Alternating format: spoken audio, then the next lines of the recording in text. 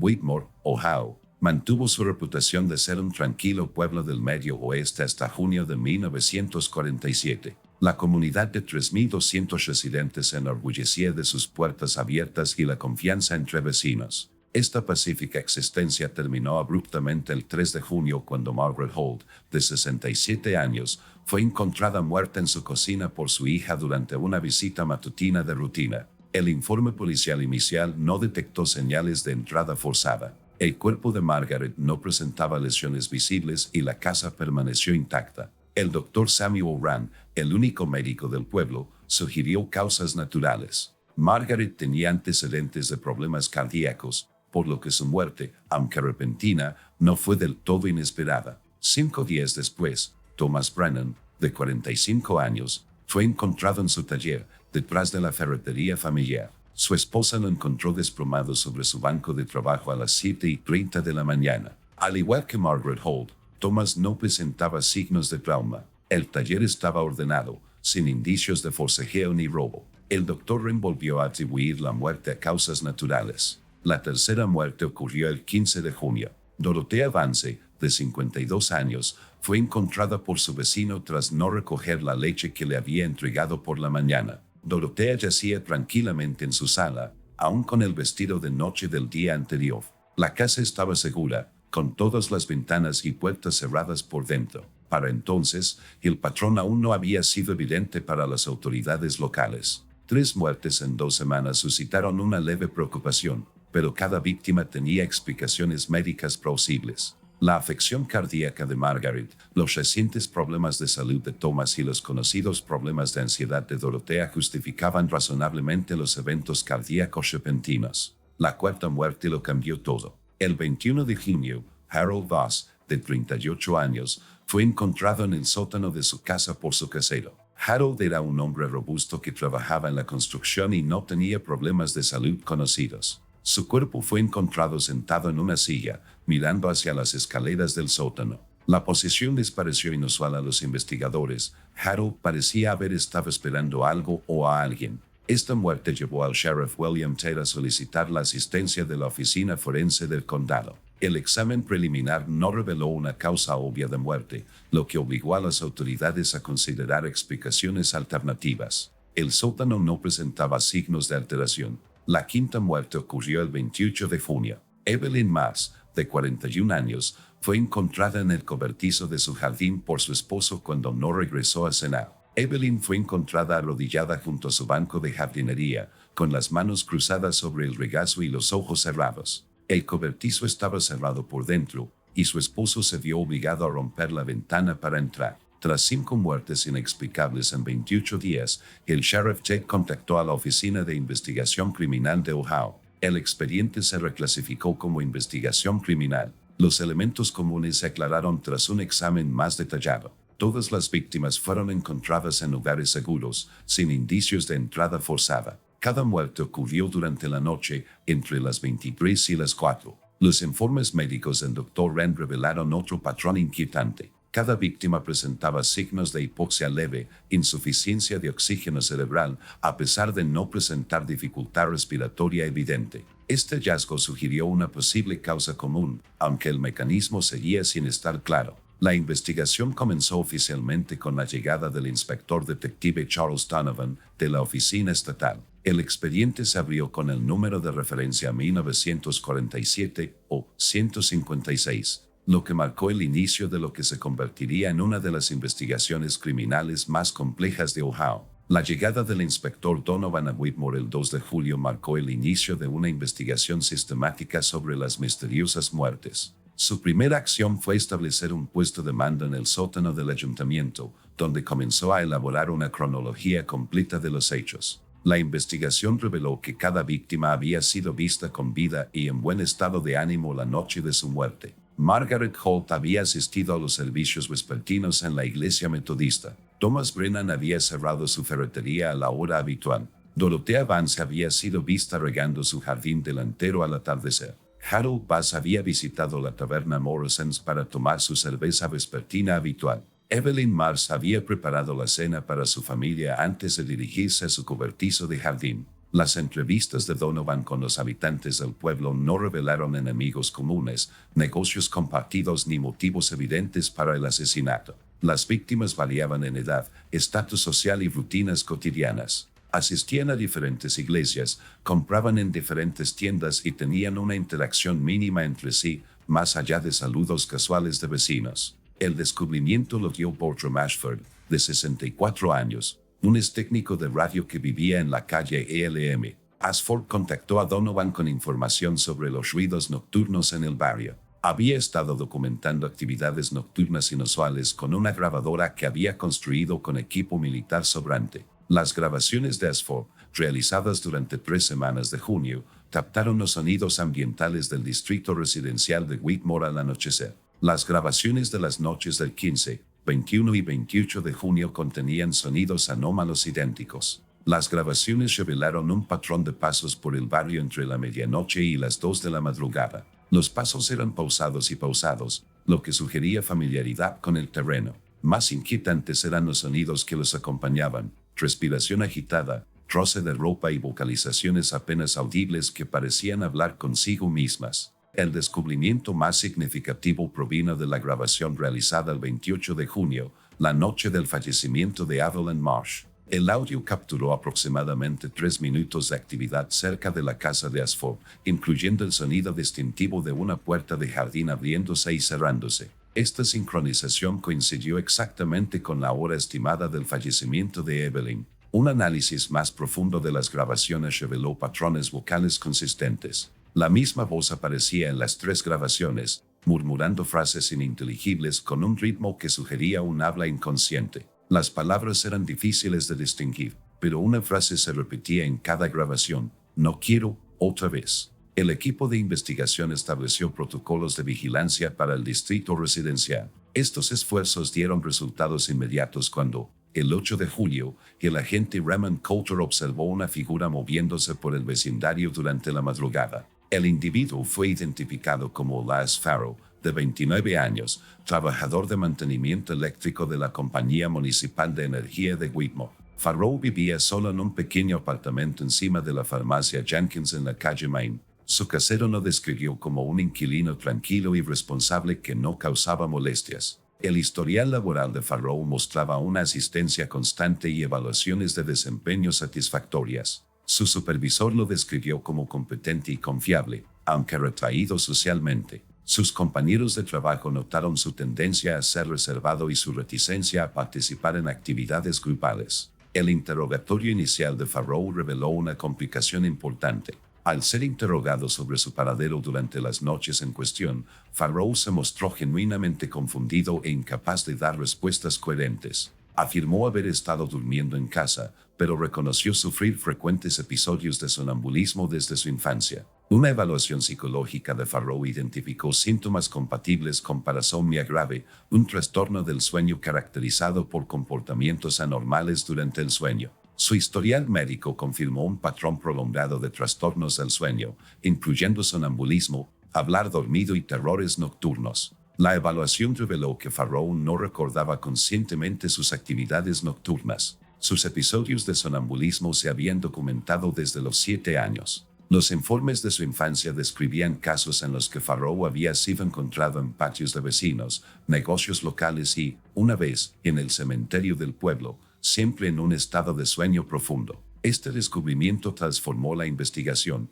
que pasó de ser la búsqueda de un perpetrador consciente a un examen de la posibilidad de que las muertes estuvieran relacionadas con acciones inconscientes realizadas durante un estado de sueño disociativo. Las implicaciones no tenían precedentes en la jurisprudencia penal y plantearon interrogantes sobre la intención, la culpabilidad y la naturaleza misma de la conciencia. La complejidad del caso Farrow impulsó al inspector Donovan a buscar una consulta médica especializada. El 15 de julio, la doctora Linda Lohan llegó a Whitmore para ofrecer un análisis experto de las acusaciones de trastorno del sueño. La doctora Lohan, de 32 años, tenía credenciales del Instituto de Medicina del Sueño de Boston y se había mudado recientemente a Ohio tras dejar el centro de investigación. La trayectoria profesional de la doctora Lohan incluía una extensa investigación sobre los trastornos de parasomnia y sus manifestaciones conductuales. Su trabajo publicado sobre la violencia relacionada con el sueño había obtenido reconocimiento en el ámbito psiquiátrico, aunque su salida de Boston estuvo marcada por desacuerdos profesionales sobre las metodologías de tratamiento. El examen inicial de Farrow se realizó en el Centro Médico del Condado, donde se encontraba bajo observación. La evaluación de la doctora Eloven confirmó la presencia de parasomnia grave, caracterizada por conductas motoras complejas durante las fases de sueño profundo. Su informe documentó la capacidad de Farrow para realizar tareas complejas mientras permanecía inconsciente, incluyendo desenvolverse en entornos desconocidos y manipular objetos con notable precisión. El estudio del sueño, realizado bajo la supervisión del Dr. Eloven, reveló la magnitud de las actividades nocturnas de Farrow. Las grabaciones de video lo mostraron levantando la cama aproximadamente 2 horas después de quedarse dormido, vistiéndose e intentando salir de la instalación de seguridad. Sus movimientos eran coordinados y decididos, pero permaneció completamente inconsciente durante todo el episodio. El análisis de la doctora Eloven fue más allá de la simple observación del comportamiento. Identificó desencadenantes específicos que parecían iniciar los episodios de sonambulismo de Farrow, incluyendo factores ambientales como cambios de temperatura, niveles de ruido ambiental y perturbaciones electromagnéticas. Su investigación sugirió que su trabajo como técnico de mantenimiento eléctrico podría haberlo sensibilizado a las fluctuaciones de la red eléctrica que podían desencadenar episodios nocturnos. La conexión entre la ocupación de Farrow y su trastorno del sueño ofreció una posible explicación del momento de las muertes. Cada fallecimiento se produjo durante periodos de inestabilidad en la red eléctrica debido al aumento de la demanda de energía en verano. La correlación sugería que las fluctuaciones de la electricidad en el apartamento de Farrow podrían haber desencadenado sus episodios de sonambulismo.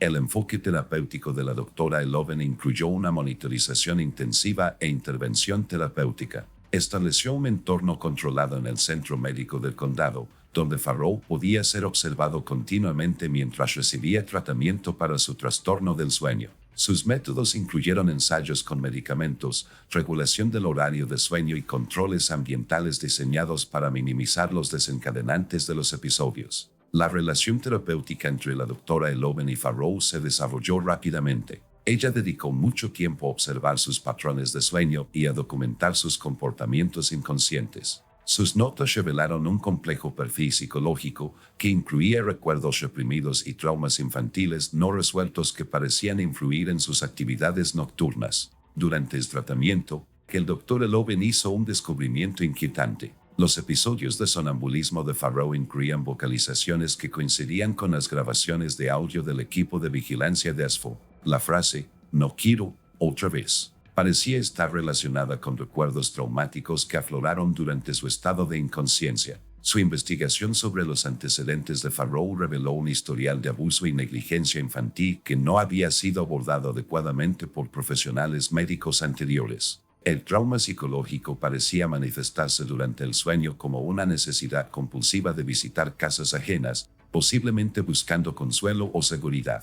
El protocolo de tratamiento del Dr. Eloven mostró un éxito inicial en la reducción de la frecuencia e intensidad de los episodios de sonambulismo de Farrow. Los ajustes de la medicación y los controles ambientales parecieron estabilizar sus patrones de sueño, lo que generó optimismo sobre la resolución del caso. Sin embargo, la investigación dio un giro inesperado el 28 de julio cuando se produjo otra muerte inexplicable en Whitmore. Ruth Caldwell, de 58 años, fue encontrada muerta en su domicilio en circunstancias idénticas a las de las víctimas anteriores. El fallecimiento ocurrió mientras Farrow se encontraba bajo supervisión médica continua en el centro de detención del condado, lo que le proporcionó una coartada irrefutable. La sexta muerte destrozó la confianza del equipo de investigación en su teoría. La minuciosa documentación del Dr. Eloven demostró que Farrow había estado sedado y monitoreado durante toda la noche del 28 de julio, lo que imposibilitó su participación en la muerte de Ruth Caldwell. El expediente se reabrió y la investigación se amplió para considerar explicaciones alternativas. Las grabaciones de seguridad del centro médico confirmaron la presencia de Farrow durante toda la noche en cuestión. Múltiples cámaras y observadores humanos documentaron su ubicación continuamente, eliminando cualquier posibilidad de salida no autorizada. Esta evidencia obligó a los investigadores a reconsiderar su interpretación del caso. La muerte de Ruth Caldwell mientras Elias Farrow permanecía bajo supervisión médica destrozó la teoría central de la investigación. El inspector Donovan se encontró con pruebas que contradecían meses de minucioso análisis. La muerte de Ruth Caldwell reflejó los casos anteriores en cada detalle. Fue encontrada en su casa cerrada con llave, sin señales de haber sido forzada. Lo más significativo es que el equipo de grabación de Bertram Ashford capturó patrones de audio idénticos, incluyendo los característicos pasos y vocalizaciones apenas audibles. La respuesta de la doctora Eloven fue inmediata e intensa. Solicitó acceso a todos los expedientes e inició una revisión exhaustiva. Su análisis reveló que todas las víctimas habían sido pacientes del Dr. Samuel Rand y habían recibido tratamiento para problemas de sueño con medicamentos similares. Los resultados de toxicología confirmaron la presencia de residuos de medicamentos en el organismo de cada víctima, pero las concentraciones se encontraban dentro de los rangos terapéuticos. El Dr. Eloven planteó la teoría de que los medicamentos, combinados con las fluctuaciones electromagnéticas de la envejecida red eléctrica de Whitmore, podrían crear condiciones propicias para un paro cardíaco. A medida que las teorías de la doctora Eloven se volvían más elaboradas y menos fundamentadas, el inspector detective Donovan ordenó una verificación de antecedentes. La investigación reveló importantes lagunas en su historial laboral y que su salida del Instituto de Medicina del Sueño de Boston había estado precedida por acusaciones de mala conducta profesional y maltrato a pacientes. Investigaciones posteriores revelaron que la doctora Eloven había participado en varios casos previos de muertes inexplicables. Lo más inquietante fue su participación en el tratamiento de un paciente identificado como EF, quien falleció en circunstancias sospechosas en 1943 en un centro psiquiátrico que posteriormente fue destruido por un incendio. La conexión entre EF y Elias Farrow motivó una investigación sobre los antecedentes de Farrow. Los registros revelaron que, de niño, Farrow había estado internado brevemente en el mismo centro psiquiátrico donde trabajaba el Dr. Eloven, lo que sugiere una relación previa entre médico y paciente. Las grabaciones de seguridad del centro médico revelaron largas consultas nocturnas entre la doctora Eloven y Farrow, supuestamente inconsciente. El audio mejorado la mostró conversando con el paciente dormido, respondiendo sus vocalizaciones inconscientes y repitiendo la frase "no quiero" otra vez. Durante estas sesiones, la investigación de los antecedentes de la doctora Linda Eloven reveló un patrón de engaño que perjudicó todo el caso. Registros confidenciales del Instituto de Boston, obtenidos mediante orden judicial, revelaron que había sido despedida tras acusaciones de haber inducido deliberadamente estados de sueño perjudiciales en pacientes con fines de investigación. Se reveló que el paciente de Massachusetts, EF, era Edwin Farrow, hermano mayor de Elias. Edwin había sido internado a los 16 años tras sufrir violentos episodios de sonambulismo. El Dr. Eloven había realizado experimentos no autorizados diseñados para desencadenar y controlar sus episodios de sonambulismo, centrándose en inducir comportamientos específicos durante la inconsciencia. Los experimentos culminaron con la muerte de Edwin durante un grave episodio en el que intentó salir de las instalaciones por una ventana del tercer piso. El Dr. Eloven había provocado deliberadamente el incidente fatal. La conexión entre los hermanos Farrow explicó el inmediato reconocimiento de Elias por parte de la doctora Eloven y su intenso interés en su caso. Su tratamiento no estaba diseñado para curar su trastorno del sueño, sino para estudiar y controlar sus comportamientos inconscientes. El análisis de las grabaciones de seguridad reveló que la doctora Eloven había estado conversando con Elias, inconsciente, utilizando técnicas para inducir sugestiones durante su sueño. Sus preguntas buscaban evocar recuerdos relacionados con la muerte de su hermano. La evidencia más contundente provino de las notas personales de la doctora Eloven, descubiertas tras su ausencia a su trabajo el 3 de agosto. Estas notas revelaron su completo conocimiento de la historia familiar de los Farrow y su manipulación deliberada de la investigación. Las notas detallaban su método para inducir eventos cardíacos fatales mediante una combinación de intervención farmacéutica y manipulación electromagnética. Había utilizado un generador portátil de campos electromagnéticos para crear fluctuaciones en la red eléctrica que desencadenaron tanto la muerte de las víctimas como los episodios de sonambulismo de Elias. Las grabaciones de audio de pasos y vocalizaciones se habían creado artificialmente con equipos de sonido distribuidos por el vecindario. La sexta muerte tenía como objetivo eliminar sospechas sobre Elias, proporcionándole una coartada. La doctora Eloven desapareció el 3 de agosto y, a pesar de una búsqueda a nivel estatal, no se encontró rastro alguno. Su automóvil fue encontrado abandonado en una estación de autobuses de Cleveland. La investigación concluyó que la doctora Eloven fue responsable de las 6 muertes mediante manipulación electromagnética deliberada. Su selección de las víctimas se basó en sus historiales médicos y medicamentos, a los que tuvo acceso gracias a su relación con la doctora Wren. El caso contra Elias Farrow fue desestimado y él fue puesto en libertad. Su trastorno del sueño fue tratado con éxito por profesionales médicos legítimos. Los cargos contra la doctora Eloven permanecieron abiertos, aunque su desaparición impidió el procesamiento. El expediente oficial del caso fue sellado y el dispositivo electromagnético fue recuperado y entregado a las autoridades federales. El caso se cerró oficialmente el 15 de octubre de 1947, con la constancia de que el principal sospechoso había huido de la jurisdicción. La ciudad de Whitmore volvió gradualmente a la normalidad, aunque los sucesos dejaron un impacto duradero en la sensación de seguridad de la comunidad.